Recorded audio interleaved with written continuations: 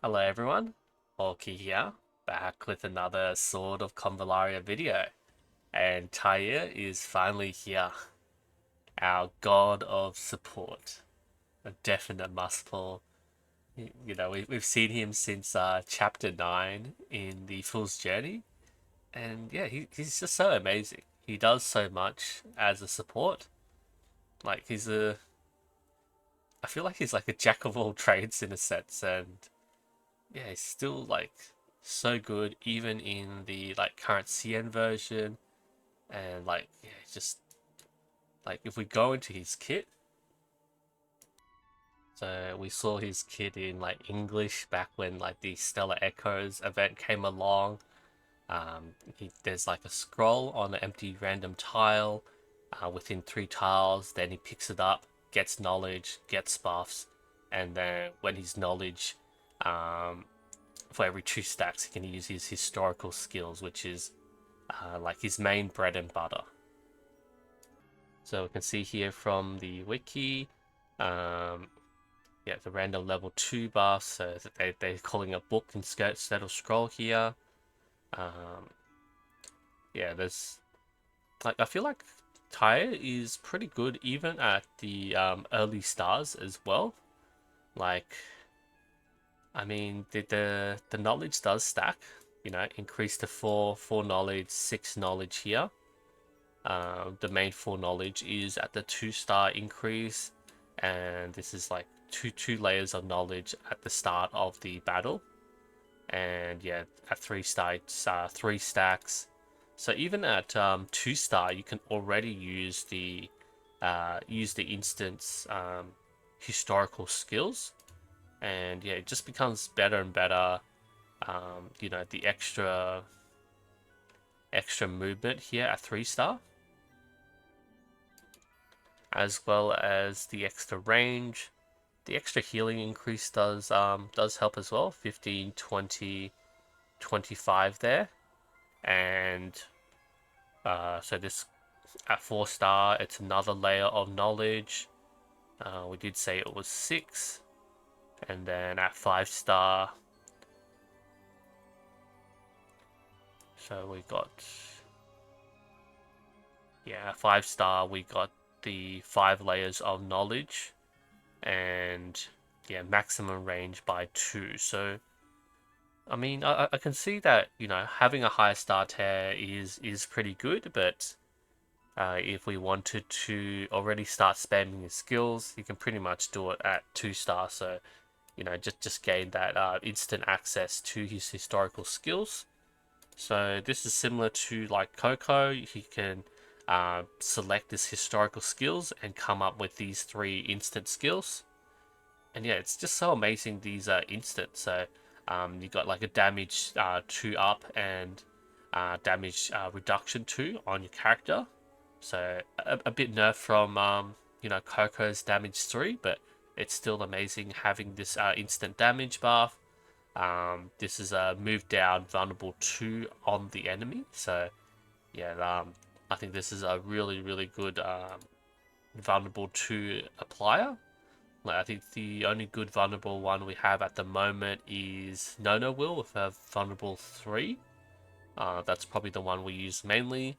And then yeah, this is just dispel a debuff from all allies within 2 targets. So yeah, I think that does come into handy from time to time. And yeah, we can see from here, consumes 2 stacks of knowledge to use historical truth. That's the move down vulnerable, it'll do 2, the dispel 2 debuffs, and the damage 2 application there. The reaction, pretty straightforward. Cage Revier, so this is his other nice skill. So it increases damage and piercing damage by 15% for all allies within 3 tiles. Allows them to share the damage taken. So I think this is similar to like, I don't think there's anything really similar for the damage sharing in this game.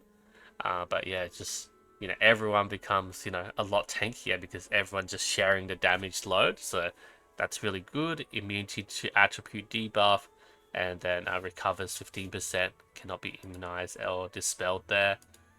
Seed of Wisdom, so dispel a debuff. This is 2 cost, 2 cooldown, and you give them speed 2 and meditation. So this is our first like really good speed buff in the game, like, and this is for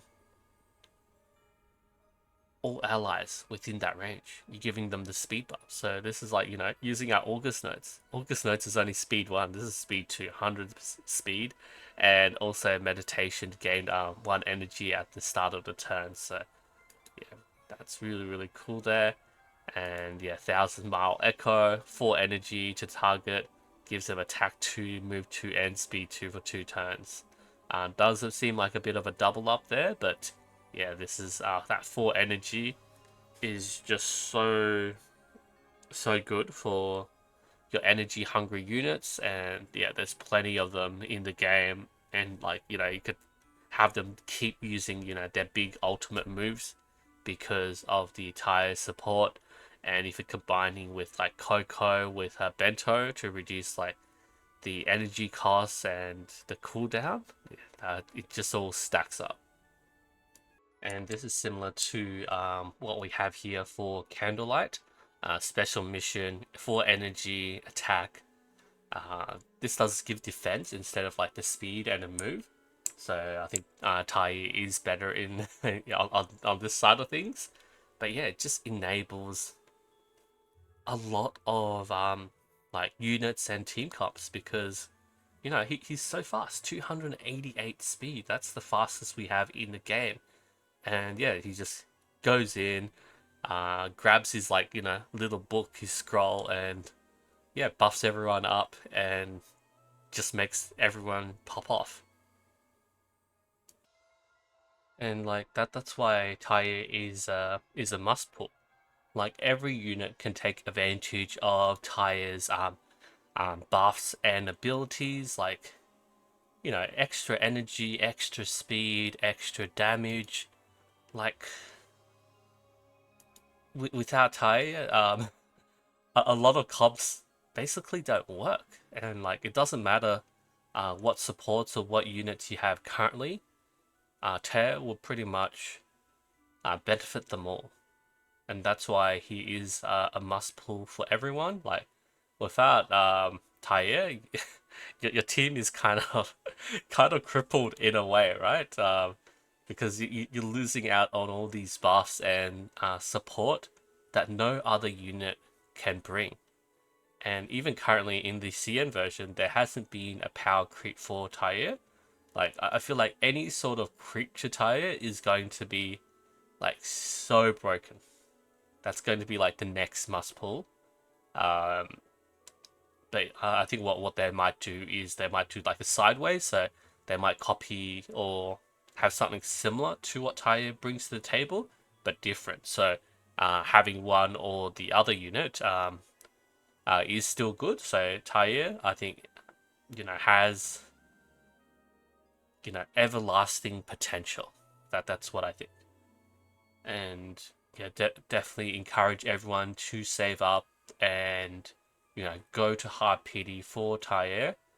And yeah, it doesn't matter which unit you use. Everyone needs energy. Everyone can use speed, attack, and otherwise TAAIR can also do the vulnerable on the enemy. And yeah, there's just so much. Like he isn't really much of a healer. He does have a bit of healing in his kit, so might be enough to just bring like Coco and TAAIR for the small heals. But he's not going to replace a healer, but he's the ultimate support for everyone. So yeah, definitely once you pull TAAIR, put him in your shard farming team. Like I think 2 stars is already pretty solid because you can use like one historical skill without like moving. But then at 3-star, you start with 3, and then you gain 1 with the book, so you can do 2 instances. So we can do this damage buff as well as inflicting vulnerable on the boss, that sort of thing. But yeah, it's just so good. Like no team, no character list. I think it's going to be really bad if you don't have TAAIR, and I think from now on, like everyone who has TAAIR will be using him in difficult content. All right, so good luck to everyone who is pulling for TAAIR, and as the CN players say it, the without having TAAIR, it's like having no human rights. He is a human rights tier. He is like the number one god of supports. And without him, it's like you have no human rights in the game. Alright, good luck to those who are pulling TAAIR. I'll have a look and make another video on like his kit and how to raise him. But yeah, definitely save up, grind those Luxites, and good luck with your pulls. Thank you everyone so much for watching, and I'll see you guys next time.